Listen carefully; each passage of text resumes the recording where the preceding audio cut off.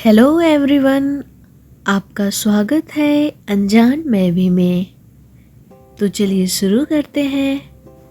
भारतीय समाज में स्वच्छता एक गहरा वैज्ञानिक और आध्यात्मिक संस्कार रही है।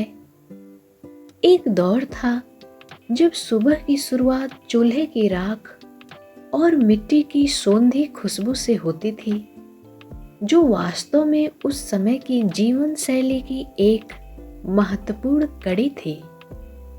वैज्ञानिक दृष्टि से देखा जाए तो वह सूक्ष्म रसायन विज्ञान का एक उत्कृष्ट उदाहरण था, मगर आज का आधुनिक समाज इसे पिछड़ेपन की निशानी समझकर त्याग चुका है।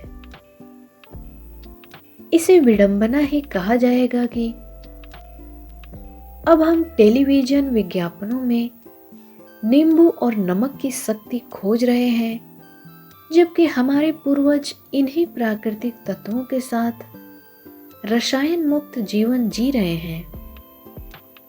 वर्तमान में हम सुविधा के नाम पर डिब्बा बंद रसायनों तक तो पहुंच गए हैं, लेकिन इस यात्रा में हमने स्वच्छता की मूल परिभाषा को ही खो दिया है।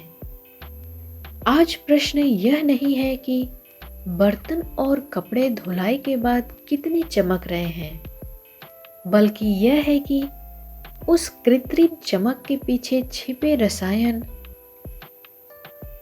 हमारे स्वास्थ्य और पारिस्थितिकी तंत्र को किस हद तक नुकसान पहुंचाते हैं। वैज्ञानिक नजरिए से देखा जाए तो राख कोई अपशिष्ट नहीं, बल्कि एक शक्तिशाली अपघर्षक और क्षारीय एजेंट है।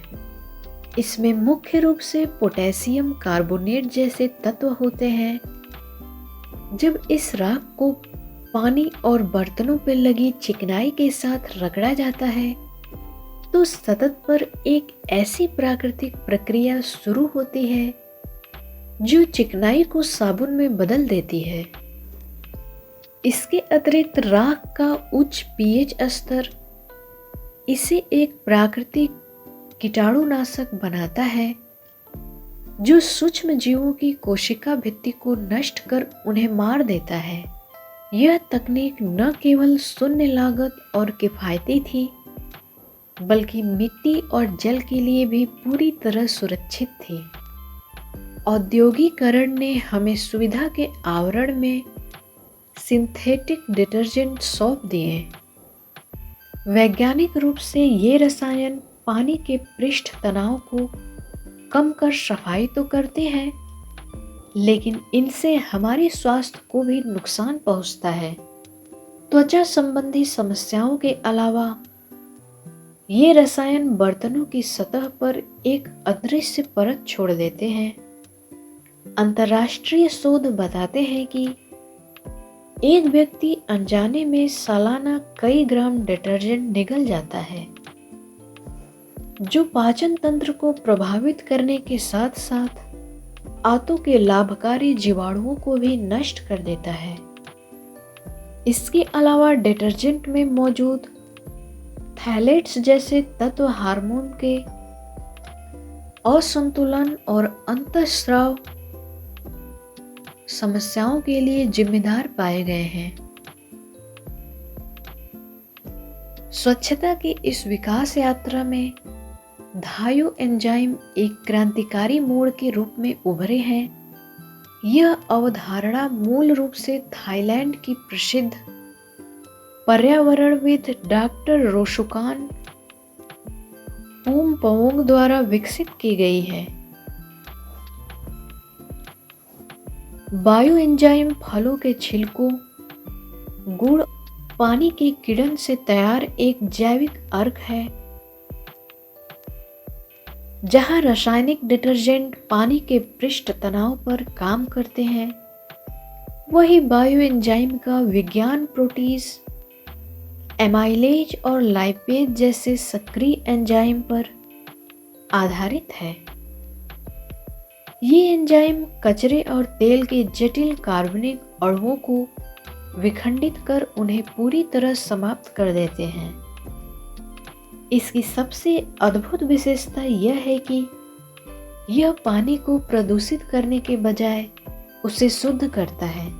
जब यह एंजाइम युक्त पानी नलियों में जाता है तो वह वहाँ मौजूद प्रदूषकों और हानिकारक जीवाणुओं को भी नष्ट करता है, जिसे हम ताजगी भरी खुशबू समझते हैं।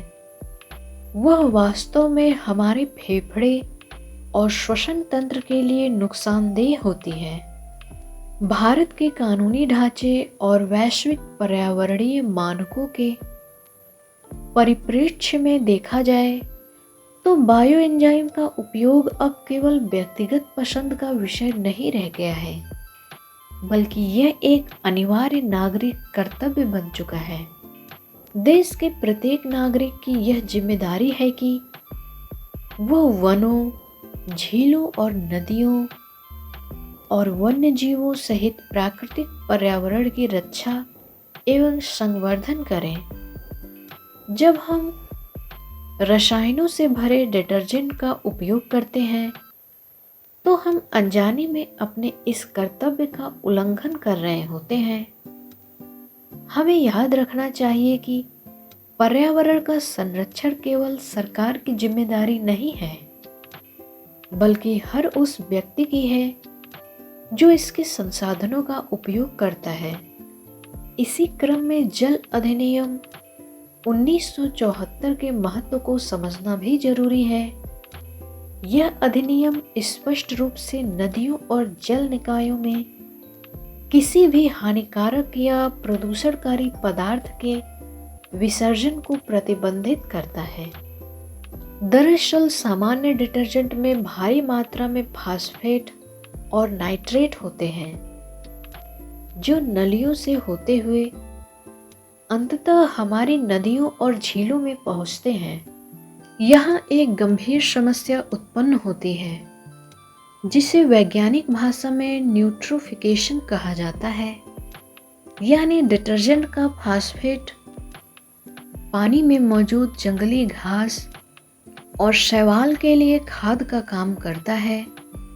इससे शैवाल इतनी तेजी से बढ़ते हैं कि वे पूरी जल सतह को ढक देते हैं, जिससे सूरज की रोशनी और हवा की ऑक्सीजन पानी में नहीं पहुंच पाती। परिणाम स्वरूप मछलियां और अन्य जलीय जीव दम तोड़ देते हैं। एक जीवित नदी इस तरह मृत जल निकाय में बदल जाती है। विधिक सिद्धांतों की बात करें तो रासायनिक डिटर्जेंट का बेलगाम उपयोग प्रदूषणकारी भुगतान सिद्धांत के दायरे में आता है। इस सिद्धांत का अर्थ है कि जो प्रदूषण फैलाता है उसे ही उसकी भरपाई की कीमत चुकानी होगी। हालांकि पर्यावरण को होने वाले नुकसान की भरपाई पैसों से नहीं की जा सकती। इसके लिए कानूनी और नैतिक रूप से निवारक सिद्धांत को अपनाना बेहद जरूरी है। बायो एंजाइम इसी निवारक सिद्धांत का हिस्सा है। प्रदूषण फैलाने के बाद सफाई करने से बेहतर है कि हम ऐसा विकल्प चुनें जो प्रदूषण पैदा ही न करें। बायो एंजाइम का उपयोग करके हम न केवल कानून का पालन करते हैं, बल्कि दूसरों के जीवन के अधिकार का सम्मान भी करते हैं। यह एक ऐसी विधिक जिम्मेदारी है जो हमें एक उपभोक्ता से बदलकर जागरूक संरक्षक बनाती है। अगर हम अंतर्राष्ट्रीय स्तर पर देखें तो पूरी दुनिया अब रसायनों के खतरनाक प्रभाव को समझ चुकी है। यूरोपीय संघ ने अपने कड़े नियमों के जरिए यह तय कर दिया है कि केवल वही उत्पाद बाजार में टिकेंगे जो पर्यावरण के अनुकूल हों। इसी प्रकार अमेरिका की पर्यावरण संरक्षण एजेंसी भी अब स्वच्छता के लिए उन प्राकृतिक तत्वों को बढ़ावा दे रही है जिनका मिट्टी और पानी की गुणवत्ता पर कोई नकारात्मक प्रभाव नहीं पड़ता है। यह समझना आवश्यक है कि व्यक्तिगत स्तर पर बायो एंजाइम का चुनाव केवल एक घरेलू बदलाव नहीं, बल्कि स्वच्छ भारत अभियान के उस वृहद उद्देश्य की पूर्ति है जो केवल कचरा हटाने तक सीमित नहीं, बल्कि कचरे के स्रोत पर ही उसके वैज्ञानिक निपटान की बात करता है। जब हम अपने जीवन शैली को प्रकृति के चक्र के अनुरूप ढालते हैं, तब हम आने वाली पीढ़ी को केवल संसाधन ही नहीं, बल्कि एक जीवित और श्वसन योग्य पारिस्थितिकी सौंपते हैं। मानव सभ्यता का इतिहास एक पूर्ण चक्र की तरह है, जहां हमने राख की प्राकृतिक शुद्धता से शुरुआत की और रसायनों के भंवर से होते हुए अब बायो एंजाइम की समझदारी की ओर लौट रहे हैं। राख हमारा गौरवशाली अतीत थी और बायो एंजाइम हमारा सुरक्षित भविष्य है। यदि हम अपनी आने वाली पीढ़ियों को स्वच्छ जल और उपजाऊ मिट्टी विरासत में देना चाहते हैं, तो इस क्रांति की शुरुआत हमारी रसोई में बर्तन धोने वाली जगह से होनी चाहिए। प्रकृति के पास हर संकट का समाधान है, बशर्ते हम उसे पहचानने की वैज्ञानिक और विधिक दूरदर्शिता विकसित करें। धन्यवाद।